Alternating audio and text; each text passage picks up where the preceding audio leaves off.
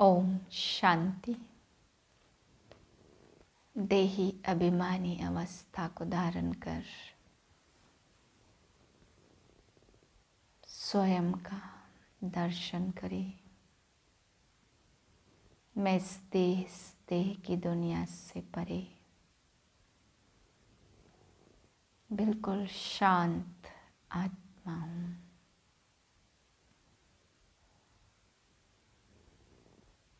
मैं जीवात्मा इस रोल को धारण कर पार्ट प्ले कर रही हूँ।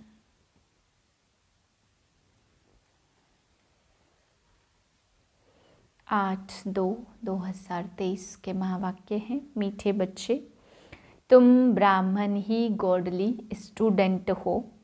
तुम्हें बाप ने रचता और रचना का ज्ञान देकर मास्टर जानी जाननहार बनाया है। अभी तुम सब कुछ जान जाते हो।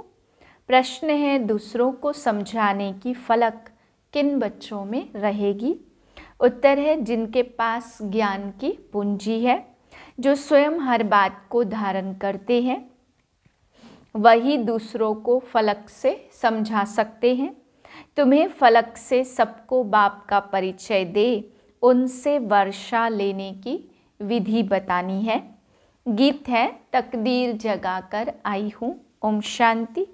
वास्तव में यह गीत गाने की जरूरत नहीं है, परंतु बहलाने के लिए यह आवाज़ करना पड़ता। वास्तव में आत्मा को आवाज़ करने की दरकार नहीं। आत्मा तो आवाज़ से परे निर्वाण धाम जाना चाहती है।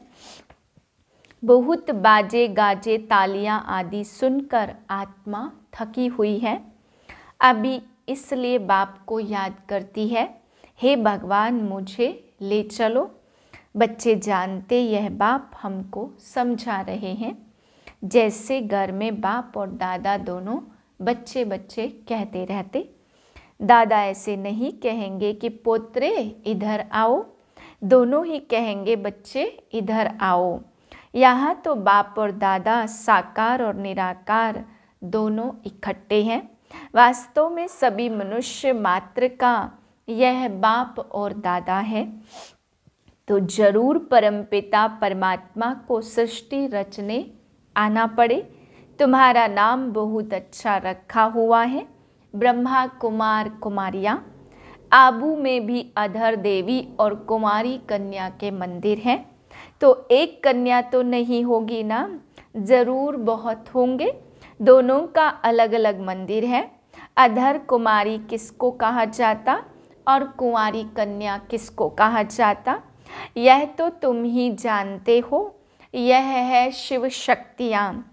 अंदर बहुत बड़ा मंदिर बना हुआ है, बहुत कोठरियाँ हैं।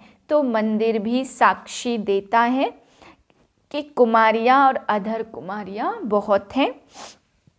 चित्र जो बनाते हैं वह भी यादगार हैं, जो होकर गए हैं। जैसे देवी देवताओं के चित्र हैं, जरूर होकर गए हैं। वे विश्व के मालिक थे, अब नहीं है। विश्व के रचता ने ही भारत को विश्व का मालिक बनाया।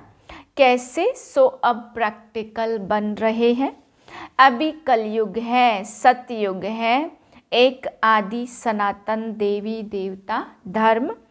कलयुग में अनेक धर्म और अनेक प्रजा का राज्य है। तुम बच्चे जब सुनते हो तो समझते हो बाबा यथार्थ रीति ठीक समझाते, परंतु कोई कारणवश हमको धारणा नहीं होती, इसलिए औरों को भी धारणा नहीं करा सकते।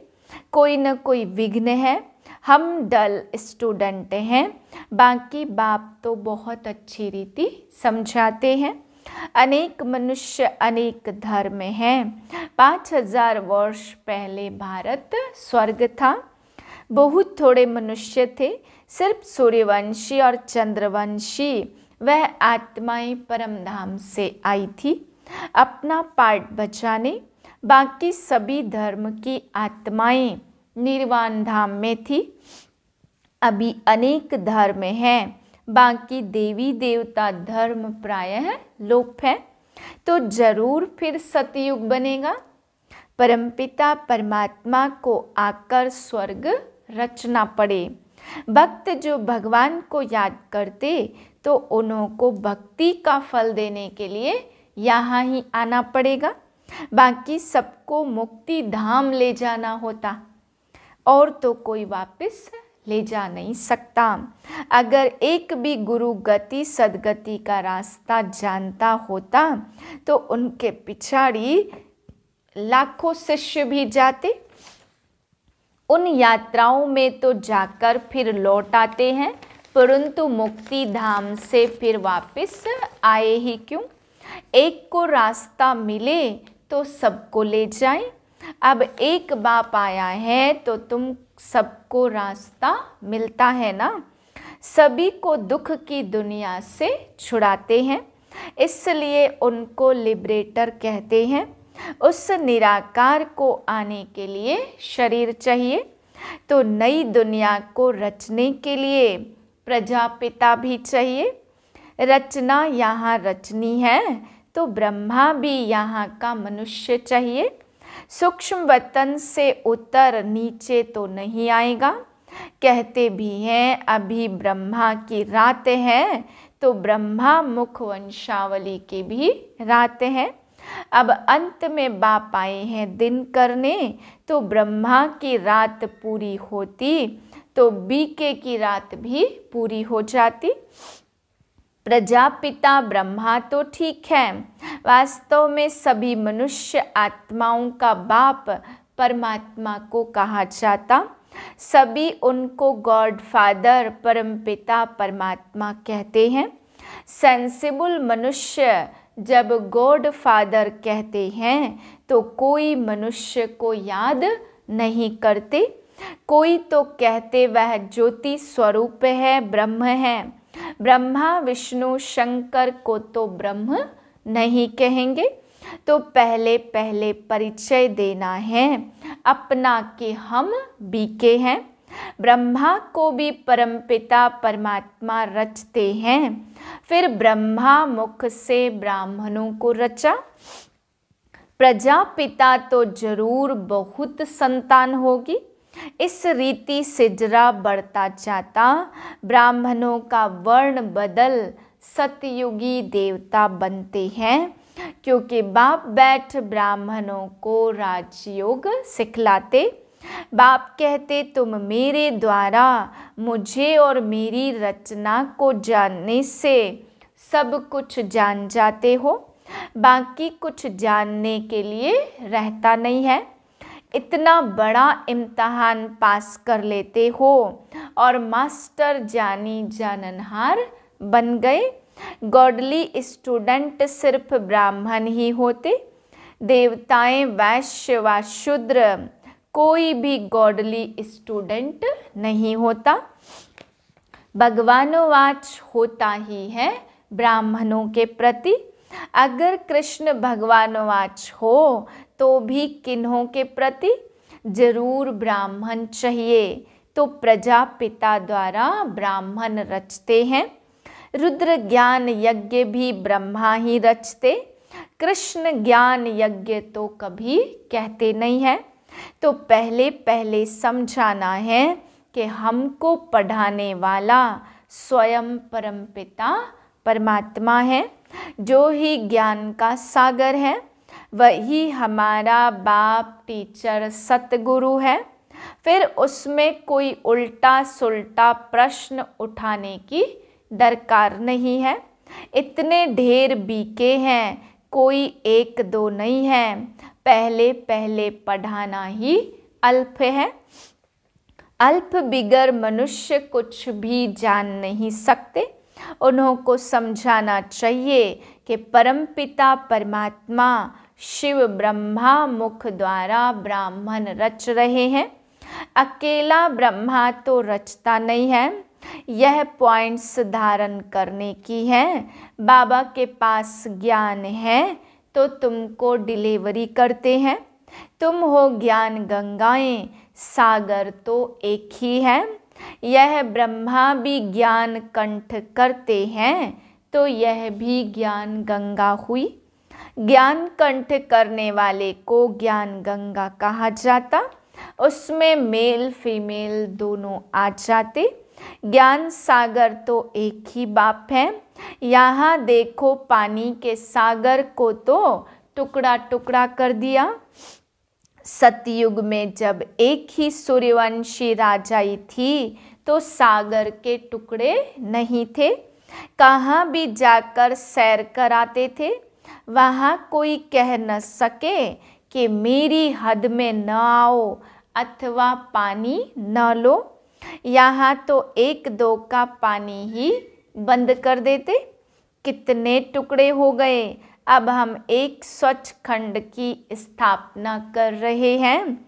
बाप का भी विचार सागर मंथन होता है तब तो समझाते हैं। ब्रह्मा भी कहेंगे सभी जीवात्माएं हमारे बच्चे हैं। आदि देव अथवा आदम सभी का बाप है। ऐसे नहीं उस समय कोई मनुष्य नहीं थे, फिर आदम ने आदमी पैदा किए। नहीं, निराकार बाप को पहले जरूर आदम में आना पड़े तब मुख वंशावली रचे। बाकी ऐसे नहीं कोई मुख से निकल आए व नासिका व पवन से पैदा हुए। यह सब भक्ति की बातें हैं। मनुष्य तो कच्छ मच्छ को पूजते रहते। तो पहली पहली बात है आत्माओं का बाप कौन है। वह जरूर स्वर्ग रचता होगा। अब तो नर्क है ना, अभी हम स्वर्ग के लिए राजयोग सीख रहे हैं। परमपिता परमात्मा द्वारा, ब्रह्मा भी उन द्वारा पढ़ रहे हैं। परमपिता परमात्मा सभी आत्माओं का बाप है। ब्रह्मा जीवात्माओं का बाप है। हम उनकी मुख वंशावली ब्रह्मा कुमार और ब्रह्मा कुमारियां हैं। हमको ज्ञान फिर भी ज्ञान सागर बाप ही देते हैं। हम श्रीमत पर चलते हैं, वह तो नामी ग्रामी है। ब्रह्मा की मत है मशहूर। ऐसे कभी नहीं कहा जाता कि विष्णु भी उतर आए तो भी तुम नहीं मानेंगे। यह ब्रह्मा के लिए कहा जाता, उनको ज्ञान देता है शिव। देवी देवता धर्म अलग है। हर एक को फ्रीडम है अपने धर्म में कुछ भी करे। मुसलमानों का धर्म अलग है। वह बहुत डिबेट करते कि तुम ऐसे क्यों करते हो। वैसे हमारा धर्म है आदि सनातन देवी देवता धर्म, उसका ही हम प्रचार करते। तुम इंटरफेयर क्यों करते हो। उनको भी युक्ति से समझाना है, उनसे डिस्कस करने की ज़रूरत नहीं। उससे फिर वह समझेंगे नहीं। जो कोई भी आए तो बाप का परिचय दो। हम बाप से वर्षा ले रहे हैं, तुमको भी लेना हो तो आओ। बाप अमर लोक स्थापन कर रहा है, इसलिए तुमको पावन जरूर बनना पड़े। बाप कहते इस रावण पर जीत जरूर पानी है। हम शक्ति सेना जीत पा रही है। हमारा उस्ताद कैसे हमको जीत पाना सिखला रहे हैं। सो आओ तो हम तुमको समझाएं। अगर तुमको जीत पानी है तो तुम भी शक्ति दल में शामिल हो जाओ।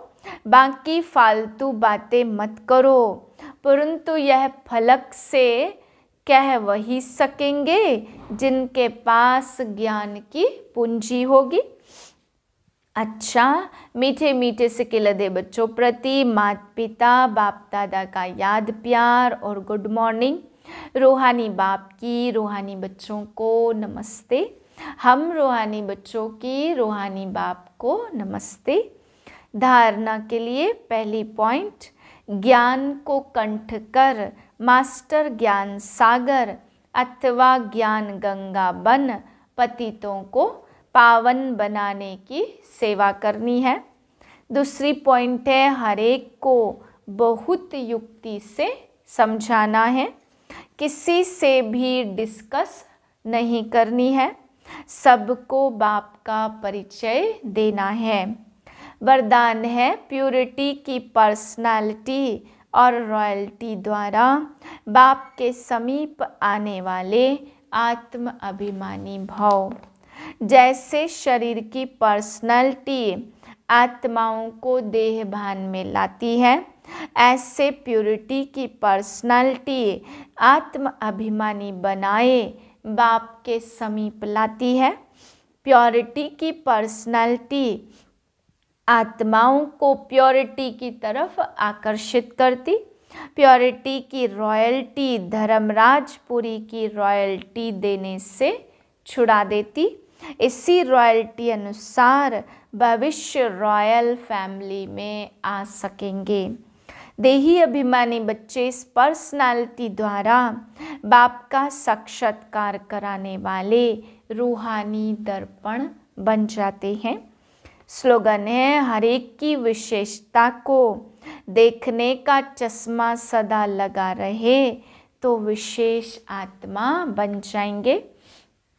मातेश्वरी जी के अनमोल महावाक्य।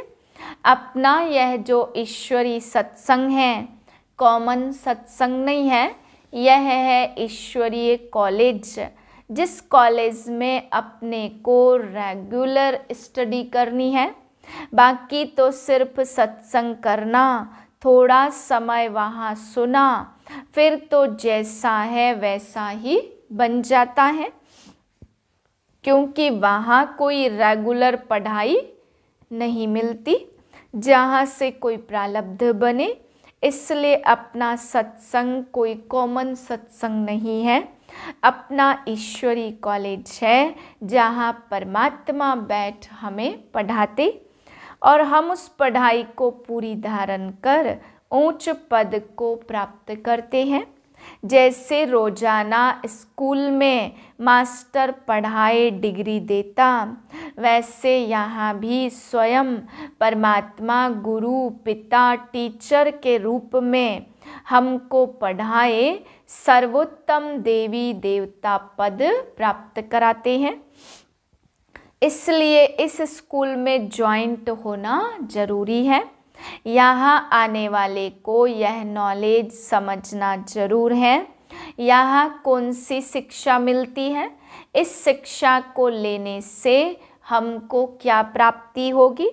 हम तो जान चुके हैं कि हमको खुद परमात्मा आकर डिग्री पास कराते और फिर एक ही जन्म में सारा कोर्स पूरा करना है। तो जो शुरू से लेकर अंत तक इस ज्ञान के कोर्स को पूरी रीति उठाते वह फुल पास होंगे। बाकी जो कोर्स के बीच में आएंगे वो तो इतनी नॉलेज को उठाएंगे नहीं, उन्हों को क्या पता आगे का कोर्स क्या चला। इसलिए यहाँ रेगुलर पढ़ना है, इस नॉलेज को जानने से ही आगे बढ़ेंगे, इसलिए रेगुलर स्टडी करनी है। दूसरी पॉइंट, भगवानोवाच बच्चों के प्रति। बच्चे जब परमात्मा खुद इस सृष्टि पर उतरा हुआ है तो उस परमात्मा को अपने हमें पक्का हाथ देना है, लेकिन पक्का सच्चा बच्चा ही बाबा को हाथ दे सकता। इस बाप का हाथ कभी नहीं छोड़ना, अगर छोड़ेंगे तो फिर निधन के बन कहाँ जाएंगे। जब परमात्मा का हाथ पकड़ लिया तो फिर सूक्ष्म में यह संकल्प नहीं चाहिए कि मैं छोड़ दूं, वह संशय नहीं होना चाहिए। पता नहीं हम पार करेंगे व नहीं। कोई ऐसे भी बच्चे होते जो पिता को न पहचानने के कारण पिता के भी सामने पड़ जाते हैं और ऐसे भी कह देते हमको कोई की भी परवाह नहीं है। अगर ऐसा ख्याल आया तो ऐसे नालायक बच्चे की संभाल पिता कैसे करेगा। फिर तो मानो कि गिरा की गिरा, क्योंकि माया तो गिराने की बहुत कोशिश करती है, क्योंकि परीक्षा तो अवश्य लेगी कि कितने तक योद्धा रुस्तम पहलवान है। अब यह भी जरूरी है, जितना जितना हम प्रभु के साथ रुस्तम बनते जाएंगे, उतना माया भी रुस्तम बन हमको गिराने की कोशिश करेगी। जोड़ी पूरी बनेगी। जितना प्रभु बलवान है तो माया भी उतनी बलवानी दिखलाएगी। परंतु अपने को तो पक्का निश्चय है, आखिरिन भी परमात्मा महान बलवान है। आखिरिन उनकी जीत है। श्वासों श्वास इस विश्वास में स्थित होना है। माया को अपनी पहलवानी दिखलानी है। वह प्रभु के आगे अपनी कमजोरी नहीं दिखाएगी। बस एक बारी भी कमज़ोर बना तो खलास हुआ। इसलिए भल माया अपना फोर्स दिखलाए, परंतु अपने को मायापति का हाथ नहीं छोड़ना। वो हाथ पूरा पकड़ा तो मानो उसकी विजय है। जब परमात्मा हमारा मालिक है तो हाथ छोड़ने का संकल्प नहीं आना चाहिए। अगर हाथ छोड़ा तो बड़ा मूर्ख ठहरा। इसलिए परमात्मा कहते, बच्चे जब मैं खुद समर्थ हूँ तो मेरे साथ होते तुम्हें भी समर्थ अवश्य बनना है। समझा बच्चे? अच्छा, ओम शांति।